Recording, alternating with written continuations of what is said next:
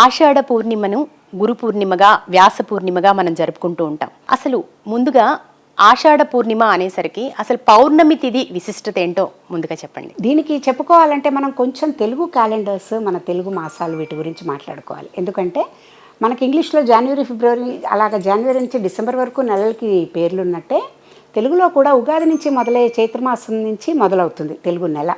అంటే ఆ నెలకు ఆ పేరు ఎలా వచ్చిన దానికి కూడా చక్కగా సైంటిఫిక్గా మనకి కారణం కనిపిస్తుంది.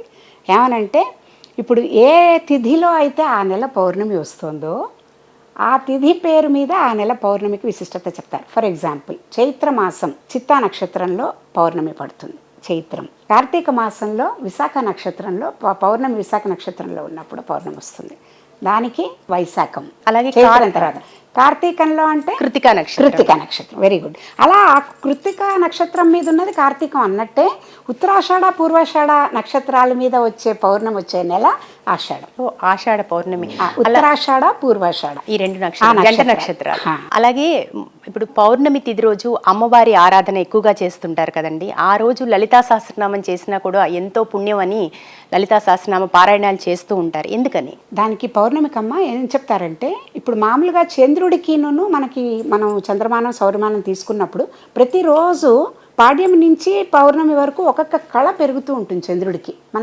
మన సోదరులు కూడా చాంద్ కనిపిస్తే ఈద్ కా చాంద్ అని రెండో రోజు అది కనిపిస్తేనే వాళ్ళు ఫెస్టివల్ చేసుకుంటారు.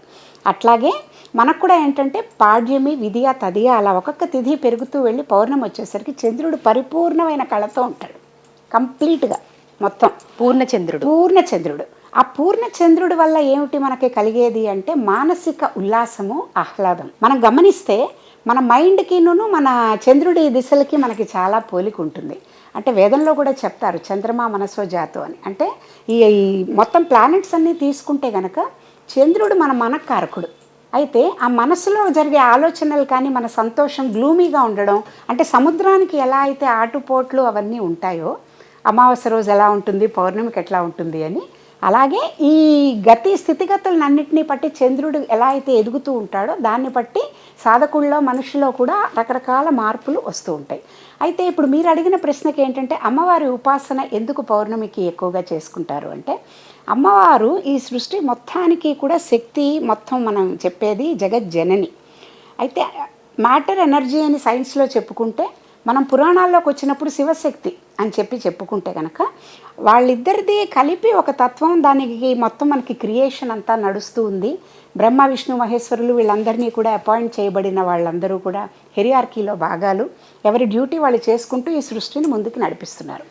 అమ్మవారు కూడా దాన్ని సిగ్నిఫై చేయడానికే మనం శివుడి తల మీద నెలవంక, అమ్మవారి తల మీద చంద్రుడు కనిపిస్తారు మనకి. చంద్రుడు సూర్యుడు రెండింటినీ కూడా అమ్మవారు రెండు కళ్ళలాగా ఒకసారి చెప్తారు, చెవుల్లాగా చెప్తారు, తల మీద ఆభరణంలా పెట్టుకుందని చెప్తారు. ఎందుకంటే మొత్తం విశ్వవ్యాప్తంగా పెరిగిపోయి ఉన్న అమ్మవారికి అసలు ఆ పైన ఉండేది చంద్రుడిని కూడా ఒక ఆభరణంలాగా ఆవిడ పెట్టుకుంది అని ఇన్నర్ మీనింగ్తో దాన్ని చూస్తే కనుక ఏమనిపిస్తుందంటే, మనుషులకి ఇప్పుడు ఏమంటారు, ఊగులాడేవాడు జీవుడు, ఊరకుండేవాడు దేవుడు అంటారు. ఇప్పుడు మనం ఊగులాడడం దేనివల్ల వస్తుంది? మనసు వల్ల వస్తుంది. మనసు అనేది ఉంది కాబట్టి మన ఆలోచనలు ఒకసారి ఉన్నప్పుడు పొద్దునున్న ఆలోచన మధ్యాహ్నం ఉండట్లేదు. అందుకే చంద్రుడు జ్యోతిష్ శాస్త్రం ప్రకారం కూడా 2.5 రోజులకు ఒకసారి మారిపోతూ ఉంటాడు. ఇప్పుడు మీరు ఇందాక చెప్పినట్టు కూడా పూర్ణచంద్రుడు, క్షీణచంద్రుడు. అందుకే పౌర్ణమి తిథి రోజు పుట్టిన వాళ్ళు మానసికంగా చాలా స్ట్రాంగ్ గా ఉంటారు అని కూడా చెప్తుంటారు. కరెక్ట్. మనకి కవులు వీళ్ళందరూ వర్ణించేటప్పుడు కూడా మనం చూస్తే సినిమాల్లో వీటిల్లో చూసినా కూడా పూర్ణచంద్రుడు ఉన్నప్పుడు వీళ్ళలో కలిగే ఆనందం, ఆహ్లాదం, దానికి తగినట్టుగా వీళ్ళు చక్కటి పాటలు అవి రచించడం, వాళ్ళ మానసికంగా కూడా చాలా సంతోషంగా ఉన్నట్టు చూపించడం, ఇవన్నీ అది నిజం.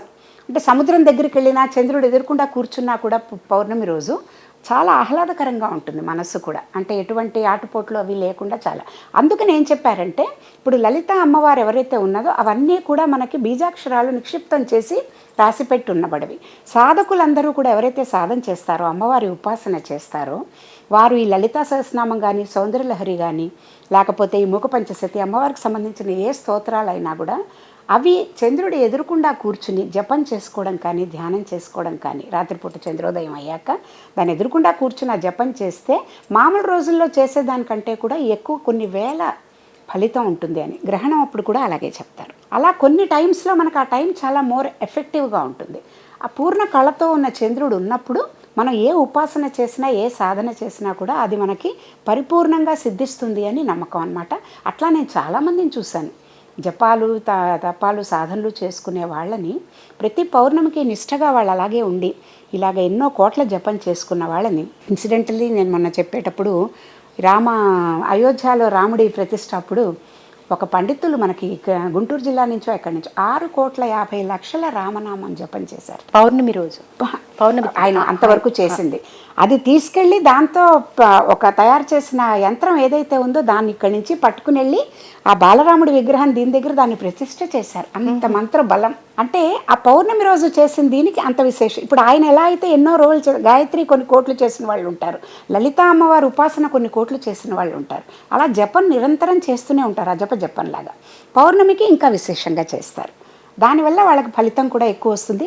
బీజాక్షరాలు నిక్షిప్తం చేసిన మంత్రాన్ని మనం అన్నిసార్లు పఠించడం వల్ల అన్ని ఎనర్జీ సెంటర్స్ మన బాడీలో ఉన్నవన్నీ కూడా ఏ నర్వ్ సెంటర్కి బ్రెయిన్ నుంచి ఎట్లా కనెక్షన్ ఉంది అని ఏది మనం భగవంతుడి పేరు చెప్పి చూసుకుంటున్నా కూడా ఆధ్యాత్మికంగా ఆలోచిస్తే మనకంటే అన్యంగా ఏదీ లేదు. దృష్టిలో మనం చూస్తున్నది, మనం ఊహించుకుంటున్నది, ఎక్కడో ఉన్నాయని ప్రపంచంలో భావిస్తున్న ప్రతిదీ మనలోనే ఉంది సూక్ష్మంగా. ఆ సూక్ష్మంగా ఒక గ్లాస్కి కవర్ చేసి మట్టి పడితే ఎలా అయితే డ్రైవ్ చేస్తున్నప్పుడు కార్ రేర్ వ్యూ మిర్రర్ సరిగ్గా లేకపోతే మనకు వ్యూ కనపడదో, మన అంతరంగం అంతరాత్మ ఏదైతే ఉందో దాన్ని కల్మషం లేకుండా ప్యూర్గా పెట్టుకోలేకపోతే కనుక ఏ విజను మనకు సరిగ్గా కనపడదు. దాన్ని ప్యూరిఫై చేసుకోవడానికి చేసే సాధనలు ఇవన్నీ. ఒట్టి లలితా సహస్రనామం చేస్తే మనకు మోక్షం వస్తుందా అంటే రాదు. కానీ ఈ జపతపాలు అమ్మవారిని కొలవడం వల్ల హృదయం ఏదైతే మనకి చక్కగా ఉండి ప్యూర్గా ఉండి థాట్స్ సరిగ్గా జరిగి మనకి ఆ శక్తి వచ్చి దాంతో చేసిన ఏ పనైనా మనకి 100% రిజల్ట్స్ ఇస్తుంది. అది మనకి ప్రూవ్ కూడా కాబడింది. అక్షర రూపంలో, మంత్ర రూపంలో, యంత్ర రూపంలో, తంత్ర రూపంలో ఎలా కొలిచినా దాని ఎఫెక్ట్ దానికి ఉంటుంది. మీరు చెప్పినట్టుగా సూర్యచంద్రులు బాగుంటే మొత్తం జీవితం బాగుంటుంది అని జ్యోతిష్యులు కూడా చెప్తూ ఉంటారు. ఏకాగ్రత, మనసు ఏకాగ్రత ఉంటే ఏ పూజ అయినా చేయొచ్చు, ఏ జపమైనా చేయొచ్చు. అది పౌర్ణమి తిథి రోజు మాత్రమే సాధ్యమని ఇప్పుడు మీరు చెప్పిన దృష్టాంతాలు అన్నీ కూడా నిరూపించాయి. అవును. అమ్మవారి పేరు ఇంకోటి చెప్పుకుంటే కూడా పౌర్ణమితో పాటుగా అష్టమి కూడా చాలా ఇంపార్టెంట్. అమ్మవారి తలపైన అష్టమి చంద్రుడిని వేస్తారు. నామాల్లో కూడా అష్టమి దీనికి సంబంధించింది ఒక నామం అమ్మవారి లలితా సహస్రనామాల్లో ఉంటుంది. అందుకు చెప్పారు అలాగా. 15లో సగం ఎంత? 7.5. ఇటు 7 తీసేస్తే 15 మధ్యలో ఉండే 8వ రోజు స్థిరంగా ఇటు అటు కదలిక లేకుండా ఉంటుందిట. మనం కూడా అలా అవ్వాలంటారు. అంటే స్థితప్రజ్ఞుల్లాగా ఆటుపోట్లకి ఏదైనా జయాపజయాలు ఇవన్నీ లాభ నష్టాలు ఏది ఉన్నా ఈక్వల్గా తీసుకోగలగడం, దాన్ని దాటుకుంటూ మనం అలా ముందుకెళ్ళిపోతూ ఆ శక్తి ద్వారా ముందుకెళ్ళడం, ప్రయాణం చేయాలి సాధకుడు అని చెప్పడానికి అమ్మవారి తల మీద అది పెట్టి అష్టమి చంద్ర బిభ్రాజ ఆ నామని చెప్తారనమాట. అట్లా ప్రతి నామాన్ని ఇలా అర్థం చేసుకుంటే మనకి ఇంకా ఎక్కువ ఫలితం పొందే అవకాశం ఉంటుంది.